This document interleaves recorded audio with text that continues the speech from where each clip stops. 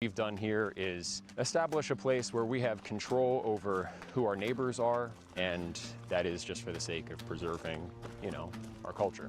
And that culture, effectively, we're saying this is a white culture, a whites-only place. White American culture. Welcome to Pegasus versus the World, where we take on challenges, comedy, trending topics, and some travel. City boy! City boy!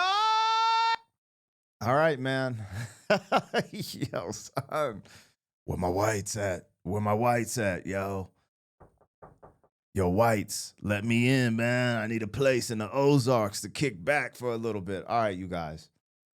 I don't know how to address this. When I watched this last night, so I watched this whole thing, and I just wanted to share it with you for people who have not seen this yet, because I didn't know this was like the new trend. Yo. So the new trend is, and I'm not saying trend like it's popping off, but this is just not the only place, at least from this video I watched.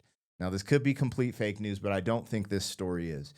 So there is a group of white people who basically bought a plot of land in the middle of nowhere in the Ozarks. It's a really big plot of land, and they're building a whites-only community, right? No one else is allowed.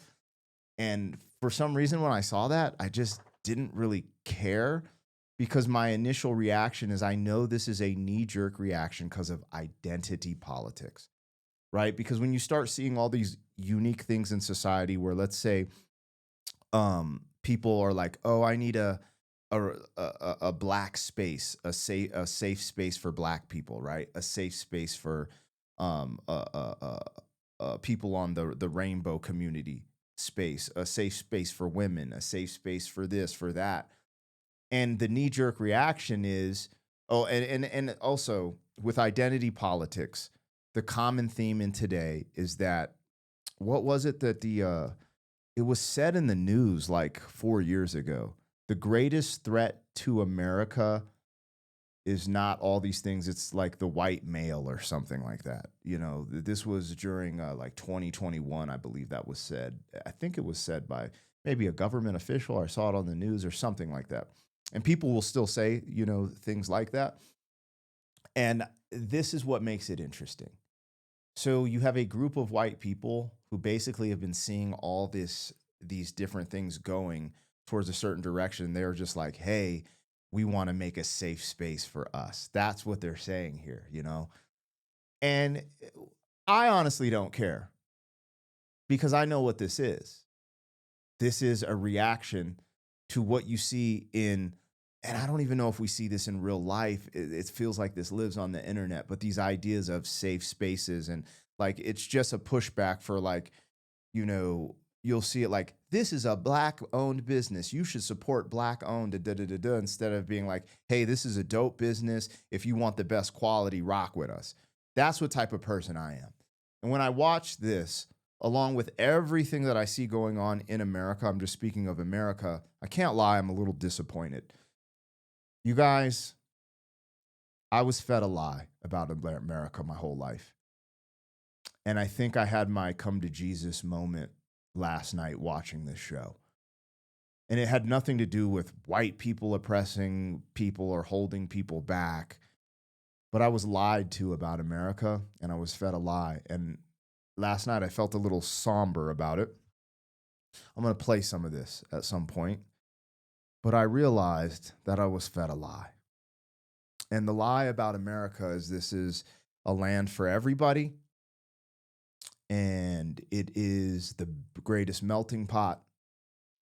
Because as I do these reactions and talk about these things, the reason I was fed a lie is because I was raised in a military family. Okay.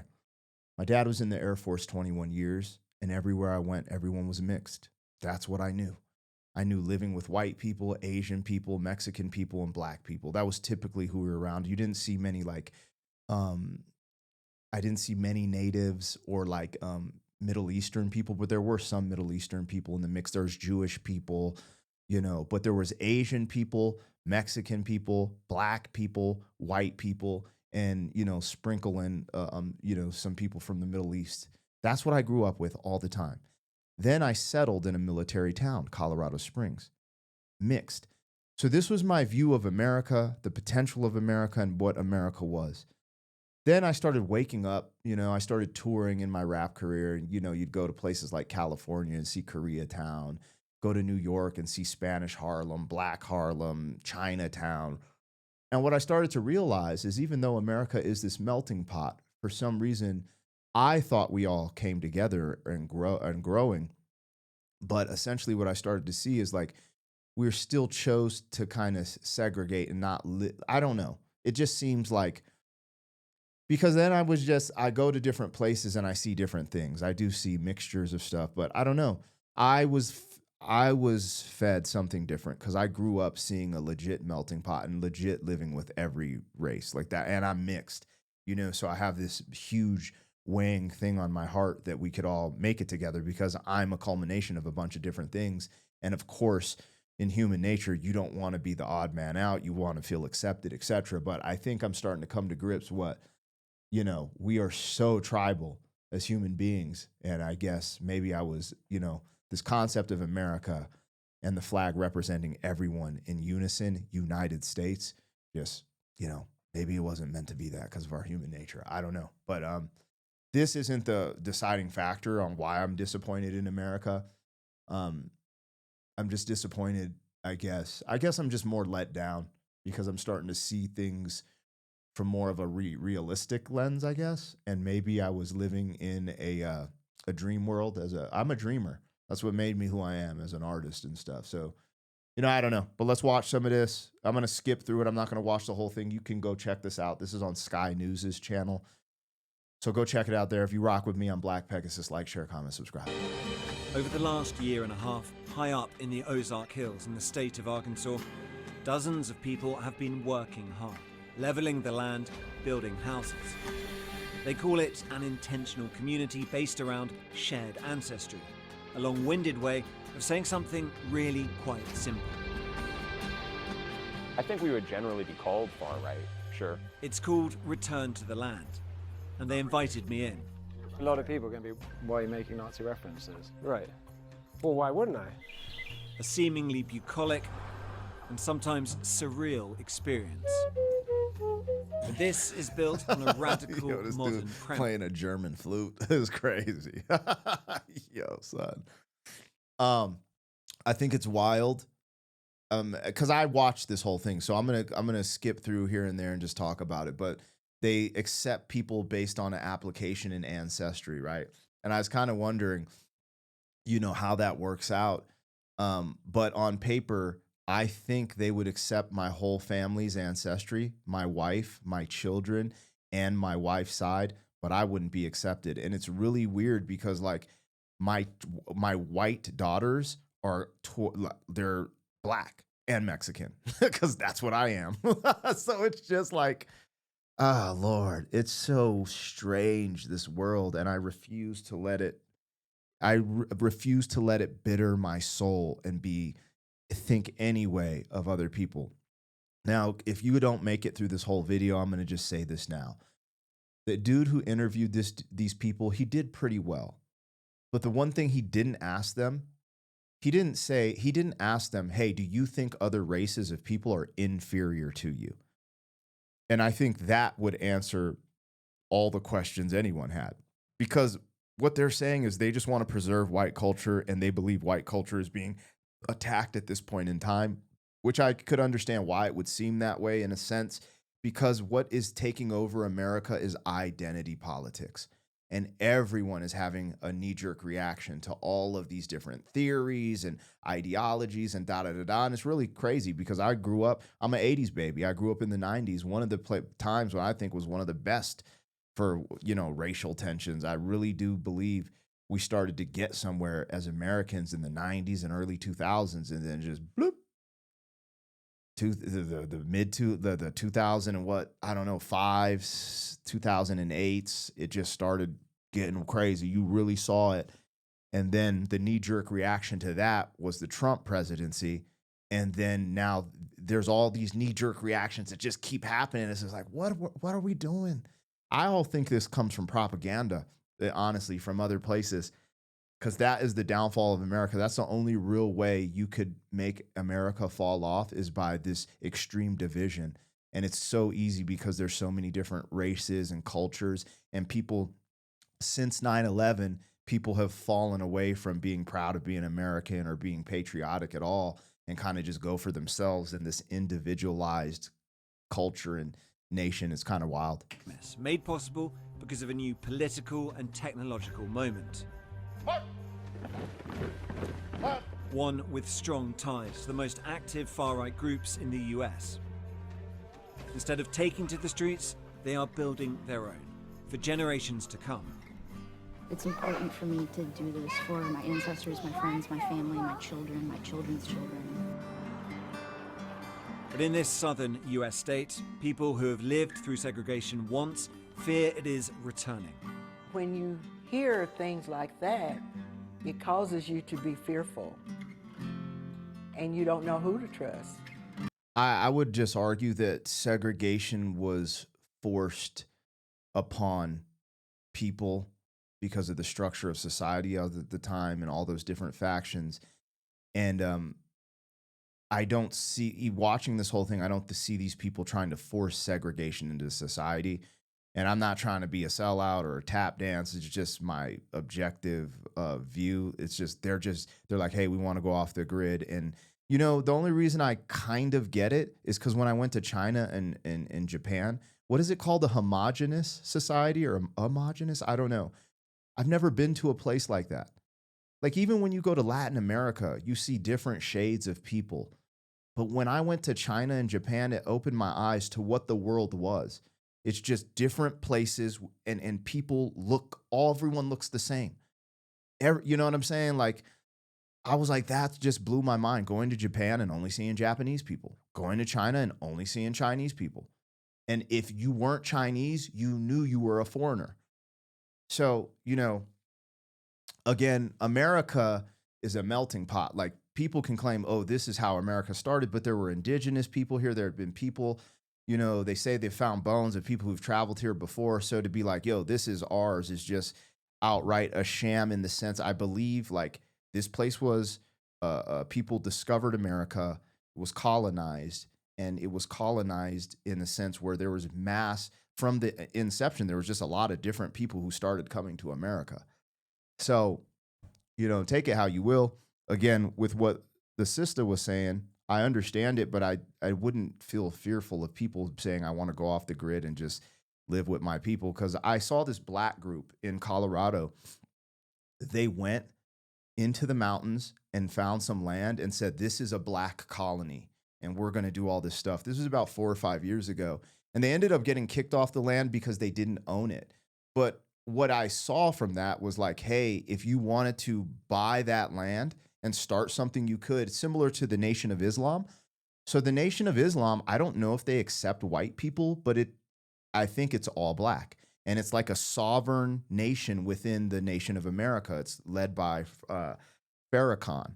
And the Nation of Islam, you know, is like this. Like, I don't see the difference. Then again, I don't know if you are white and went to the Nation of Islam, if they're allowed to keep you out or not. I just don't know how that works. I don't know if they're even like that. I don't know. But what I do know is that I'm very familiar with the Nation of Islam. My young brother was in a sect of the Nation of Islam. So I know a lot about it. And it's pretty much a black only community. And it's a nation inside a nation. That's what they would always say. So, you know, why wouldn't people start doing stuff like this? That's all I'm saying. You know, I get it. People be like, well, it's because they had this or that, or they did this to other people. But again, you could just tell this is a knee-jerk reaction to the trending topic of identity politics growing so rapidly in America and being a very divisive thing and dividing the American people. Its founder says he is building a fortress for the white race. It's a racial association. I kind of want to ask you, you know, after seeing this, do you think what we're doing is immoral? So that was like the cold open, because he answers that. It's at the end. But basically he's like, yes, I think it's immoral. But the one question he asked, he didn't ask, because I think there is an extreme difference, you guys, and tell me what you think. If you ask someone, do you think other races are inferior to you? And if they said, no, we don't, we just want to, preserve our culture and preserve it in this fashion, and we think certain things are happening in the real world, that's, in my opinion, somewhat understandable versus people who are legitimately like, no, these people are inferior to us. They don't deserve to exist. If it was up to us, they wouldn't exist. And if we could, we'd take them out. We hate these people, blah, blah, blah. If you're just like, nah, we don't hate these people. They're not inferior. Humans are humans. We just want to preserve our culture, and this is how we feel the best way is to do it. I think those are two huge separate conversations. Y'all have to let me know. Maybe I'm tripping. Maybe I just be like on some silliness. But anyways, we rocking. Sake of preserving, our culture. And that culture, effectively, we're saying this is a white culture, a whites only place. White American culture. Yeah, not just white, but white American. But what this sounds like is bringing back segregation. Is that a fair assessment? Well, I mean, it's free association. So we're not trying to keep other people down. This is a small settlement in the middle of the Ozarks. But they are being kept out. You don't let everyone into your home. 160. That is kind of wild. Because you're in the middle of nowhere. And I just imagine, like, first, what would make you be out in the middle of nowhere? Like being me, let's say, and then being like, hey, can I just get some help? Like, I got stranded out here, That's what is crazy. This is so, this is so deep, man. I don't want to talk and harp on race and stuff because, like, bruh, like, I'm literally the living example of coming together, and this actually kind of burns my soul. But then sometimes I wonder, I was like, were we meant to be together? I hate to say that. I hate to say this. This burns my soul. I feel like I'm about to melt in my skin, like just melt off the planet. But this stuff I see in society today, and this is all over too, like, I travel a lot of places and people kind of section themselves off. You'll see like the Muslim areas, then you'll see the Christian areas, and sometimes you'll see like, it's just the way of the world, it seems like, I don't know, man. Maybe, I don't know. It is weird being biracial, because then when you start seeing this as a potential reality, I start thinking, damn, was I even meant to be here? Like, what the And then I think of my children the most. Like, I think of them with my everything, with every decision I make, and I think about where the world's going, and that's what really F's me up. That really messes me up. Acres taking shape, forests cleared, roads laid, cabins built. Around 40 people live here. Hundreds more from across the world have paid to be members. And I'm intrigued to find out what motivates people to give up their old lives for this. We met here. Oh, you met here? I guess he came here. I met her on like day 3. Oh my God, what a story. It beats Tinder, doesn't it? Like. Yeah, right? Yeah. David and Caitlin not only met here, they got married last month. And they wouldn't be here without social media. Somebody had posted a video of Eric. Yeah. I saw videos of them actually building stuff on the land. I was like, oh man, I gotta come check this out. What's crazy about it is just in general, like living off the land and being out away from these cities. I'm not mad at that concept at all. The whites only, I get, like, it's funny because it's hard. I guess maybe because I'm a black man, black and Mexican, I should be charged up about this, but I'm just not. I don't know why. I don't know if that's good or bad. I just seeing society the way it's kind of unraveling. It's like, if I'm being real, I want to get away from, like, I'm in a pretty good city. I'm in Colorado, man, but I want to get away. The nonsense is just, for me, even unbearable. I'm like, bruh, and it's not with a specific race. It's just where the societal norms are heading. I don't agree with it. I just rather not be around it. It's just, man, it's different. It's different. Reasons, but their dedication to the mission is absolute. My name's Nikki, N-I-K-I. I'm 32. Cool. I'm a lady.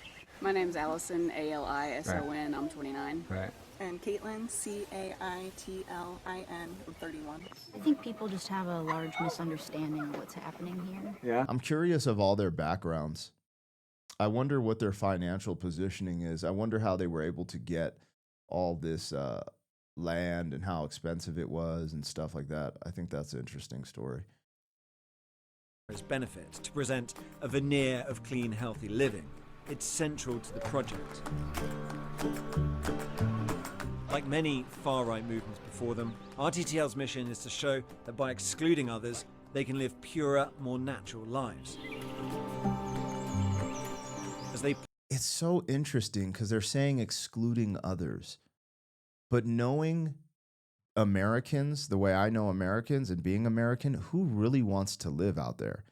Like, I don't get that. There's not this huge part of America that wants to live in the sticks and go swim in rivers and stuff. Like, the people that want to do that already kind of do that. They're already kind of in the sticks. Everyone always wants to move to the city or move where there's more this, that, and the other. So I question, who are they really keeping out in that sense when I'm just saying, man, they're in the Ozarks, dog. I mean, I don't know. Let me know. Put your hand up in the comments if you want to go out to the Ozarks. Like, I don't even want to go, like, like, I'm not like, I want to live off the grid at some capacity, grow food and stuff, but not in the damn Ozarks. I'll tell you that much. That's just not me. That's, where I would like to do that is like in a rainforest in like Hawaii, right? In paradise. That's my dream, but I can't afford that. Well, let's not say I can't afford abundance mindset. We'll get there. But damn. put it on their website to cultivate wholesomeness, beauty, health, and hope.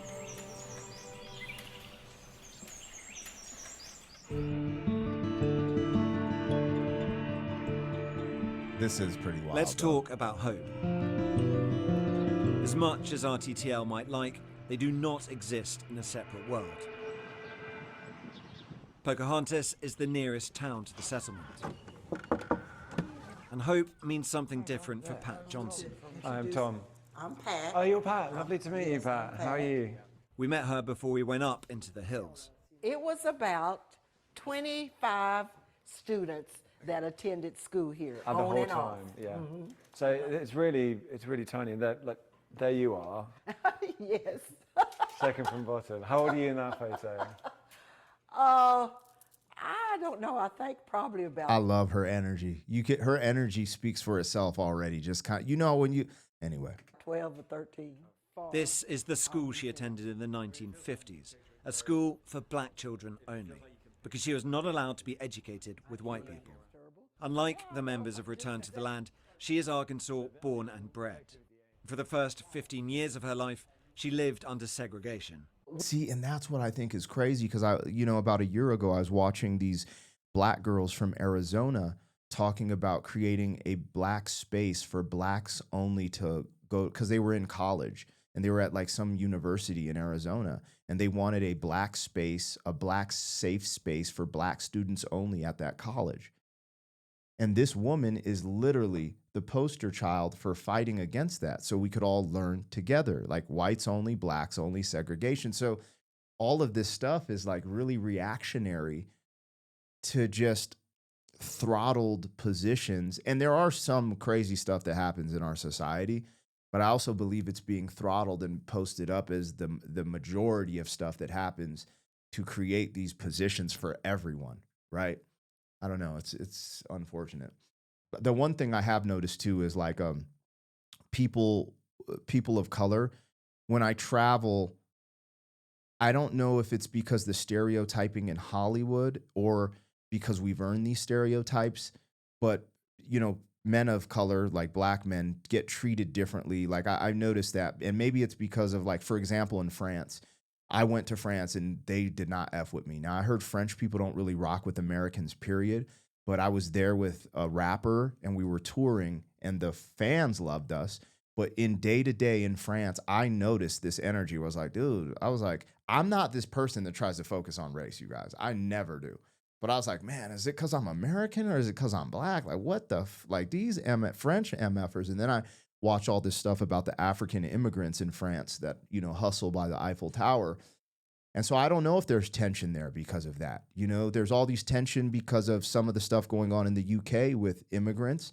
And then if you look like that, you can get stereotyped into that position. And I noticed, when I'm not in a multicultural hub, there is sometimes this energy, or sometimes you get looked at, because I've traveled many different places. Now I fit in Latin America, the Caribbean, it ain't no thing. But when you're like in Japan, I haven't been to Japan yet, but actually I have flew into Japan, but I haven't like vacationed there. But when I've been to China, France, Poland, places like that, I don't feel hate in the air, but I do feel like, I'm like, oh, I'm the presence in the room. I'm the odd man out. It's there. So it's just kind of interesting. And I do think in this some of the right-wing ideology, the concepts is that doesn't exist at all. And I think that's the problem I'll have with, when we're talking from, let's say, a conservative perspective, because I think I gravitate to conservatism because I'm traditional, but sometimes their views of the world aren't always, sometimes the reality that I've seen in the world in general from traveling. And that's my take. We could not go to school together. We couldn't eat together. We couldn't do everyday things together. Each day that you leave your home, you are under rejection. And Pat had hoped those days had gone. When you hear things like that, it causes you to be fearful, and you don't know who to trust. When I explain what Return to the Land is doing, just half an hour's drive away, she's not so sure. And in her eyes, there's one main reason for that. And I feel like that's the change of, and I'm just going to say, I think it's the change of our presidency. That's what I'm going to say, because I feel like that's where the change is.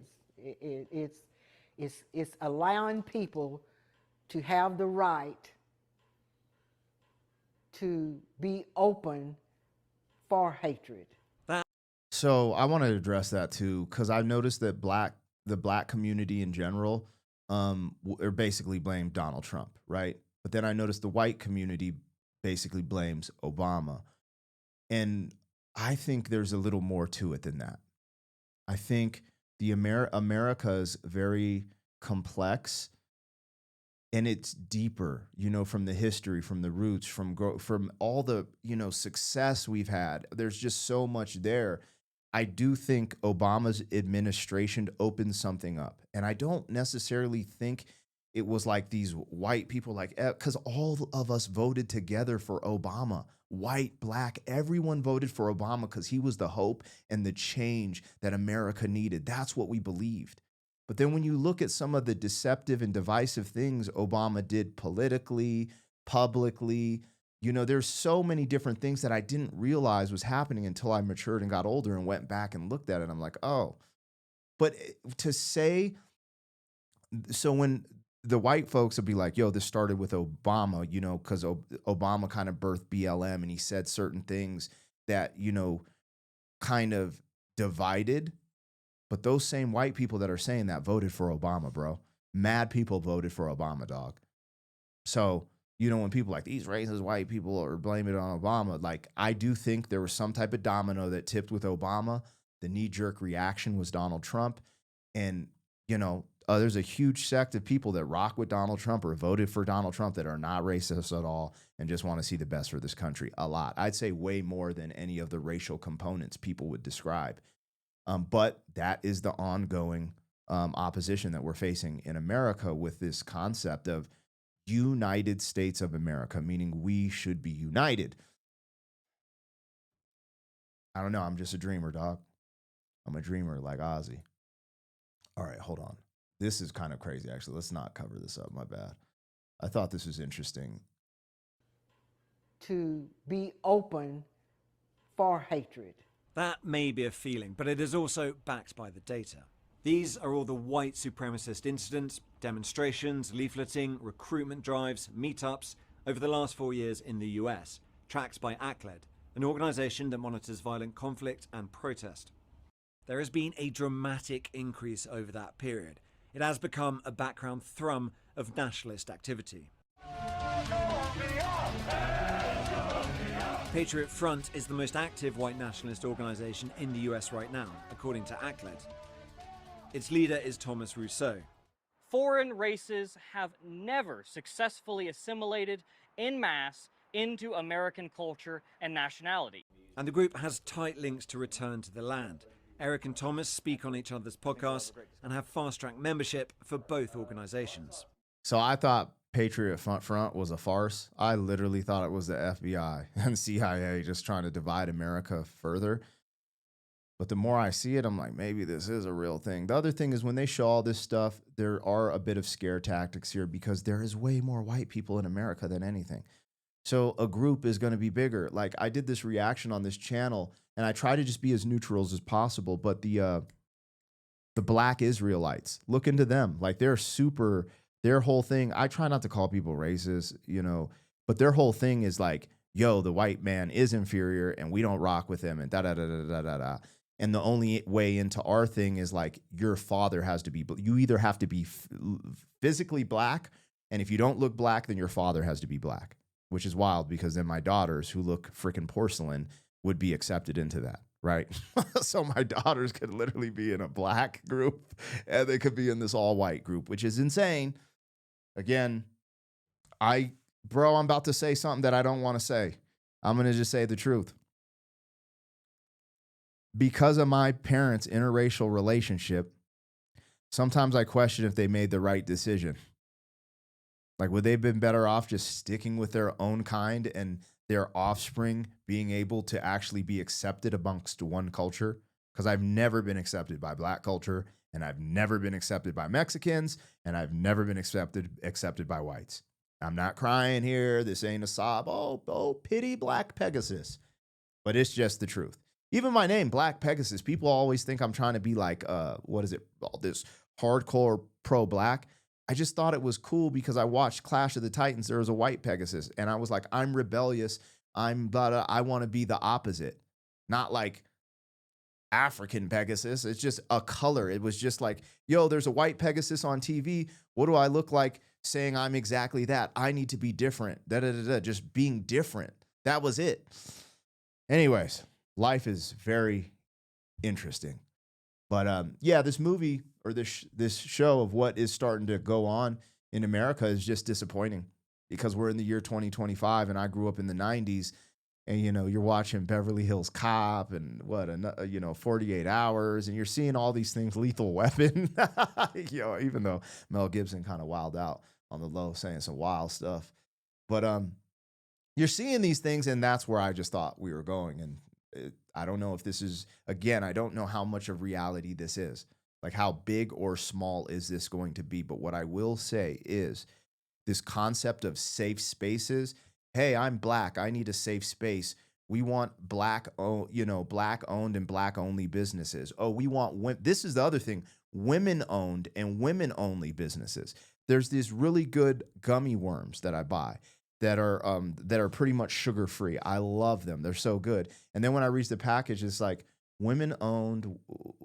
It's basically, it doesn't say women only, but it's basically saying this is a women's only thing that created this. And I'm just like, why? Like, who cares? This is a good product. I eat these gummy bears, 1, because they don't have sugar, 2, because the ingredients are pretty solid, 3, because it's an amazing product. I don't care who made it.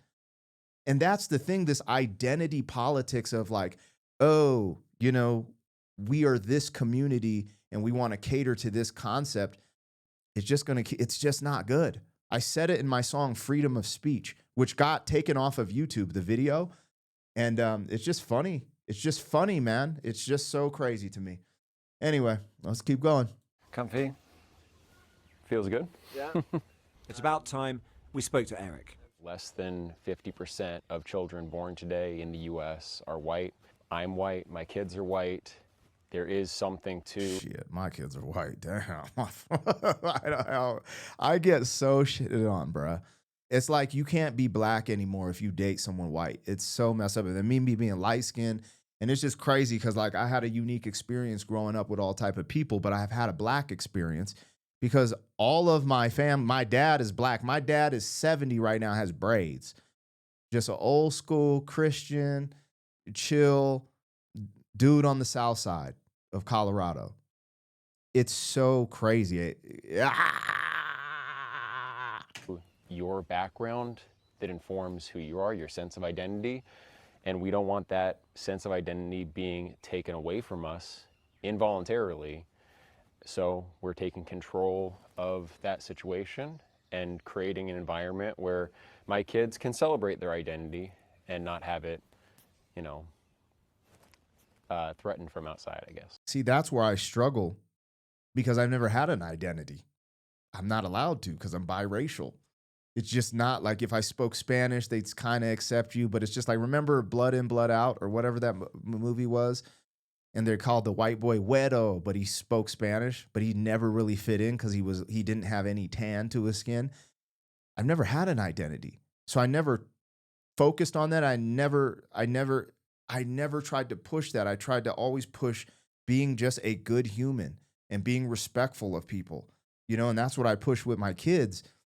And it's so crazy because even with my children, obvious because they are white, I'm like, I can't listen to rap around them.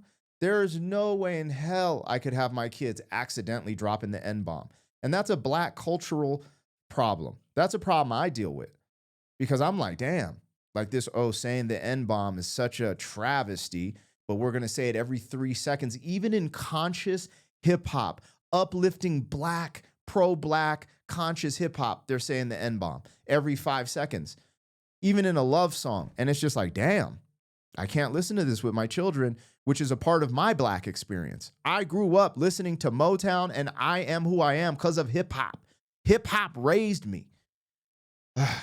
Crazy. I think now I'm just venting to y'all because I get disowned from the black community because I don't have an identity, but that's because they didn't accept me. I remember trying to date black women growing up, and they're like, you talk white. I was like, what? I remember trying to holler at a ghetto white girl, and she said, you talk white. What the bruh? Anyway. But why is that threatening you? Why is that an issue that you've had to address? There will always be white people.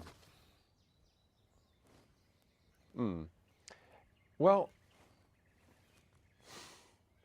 I'm feeling a little nervous now. He got stuck. He got stuck, bro. That's hilarious. I'm going to answer for him. It's because there's this propaganda machine pushing out that white people will be eliminated. They will no longer exist because of the rate of immigration and the falling, the collapse of the birthing rates. That's what is being sold to these people. And so they're getting radical about it, like, yo, we're about to not exist. Then we're going to have to coexist with these people we don't even understand, And it's just, I guess I should ask ChatGPT because there's definitely, from everything I've read from the past, there's more people of color on the planet Earth, right? Because when you take Asian people, they have skin tone, right? You take Indian people, like you have billions of people in China and India, right? So on paper, there's going to be more people who have more melanin in their skin. But does this mean they're going to wipe out white people and we need to create like white, reservations to populate the white race? I actually don't know.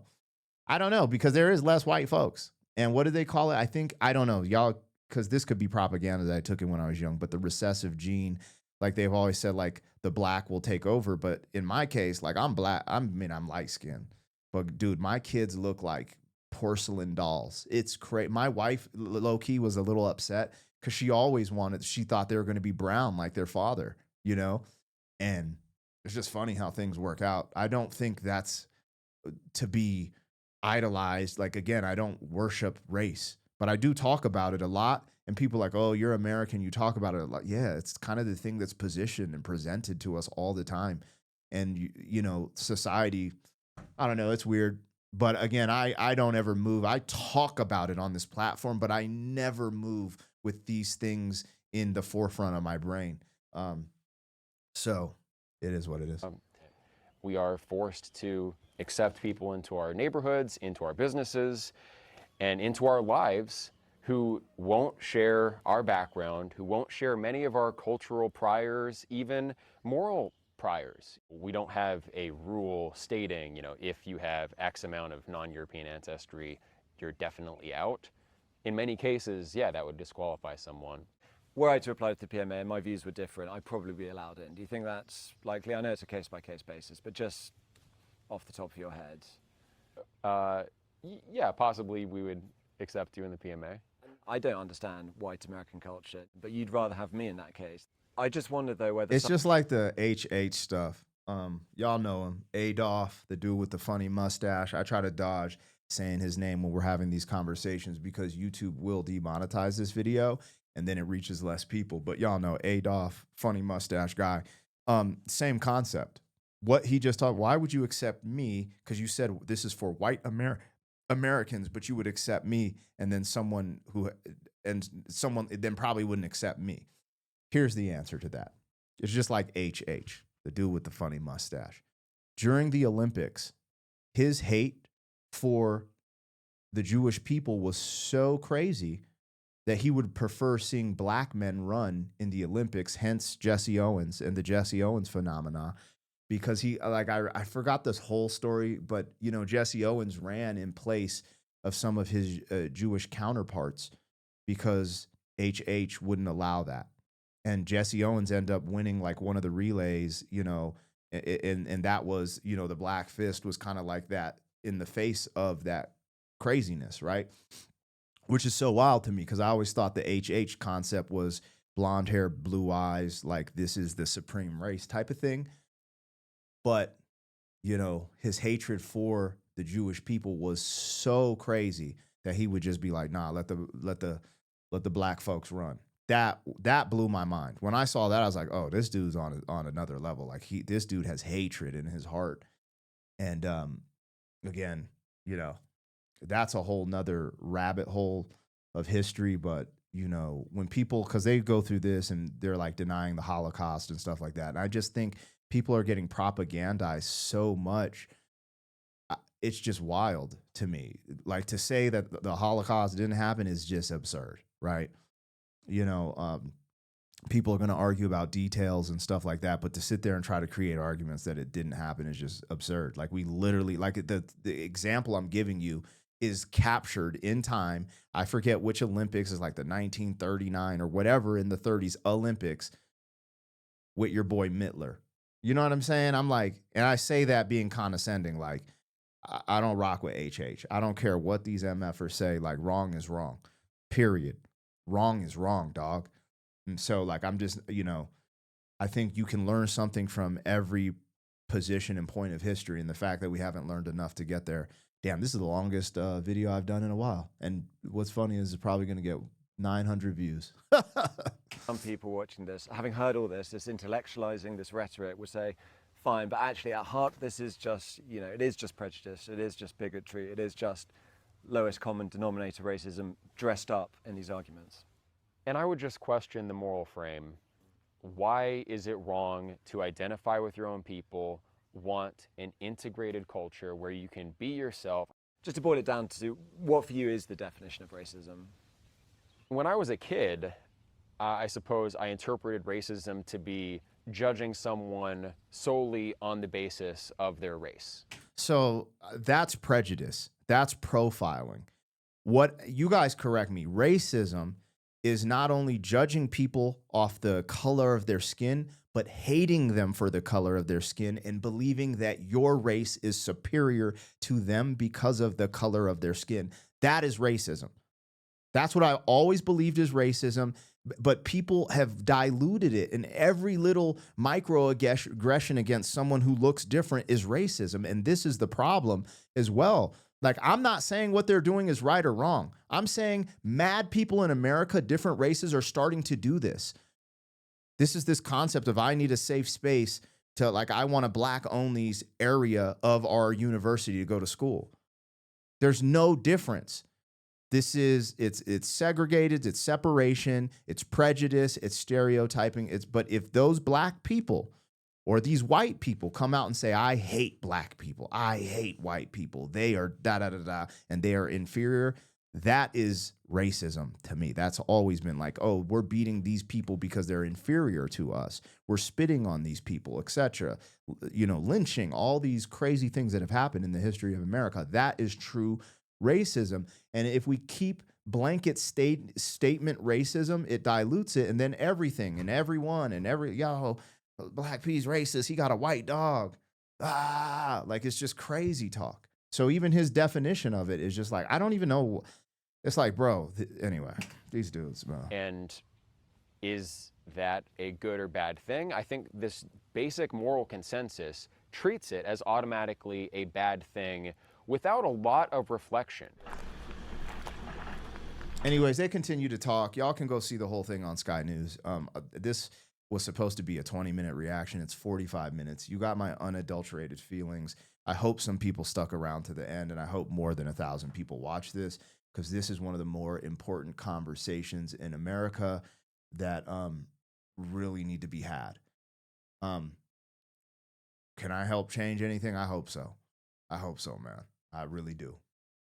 But watching this was disappointing, and it wasn't because it was white people doing this. It's because it just hit me like, damn, this is where we've come. This is where we come, man. This is really where we're at now. All because of identity politics.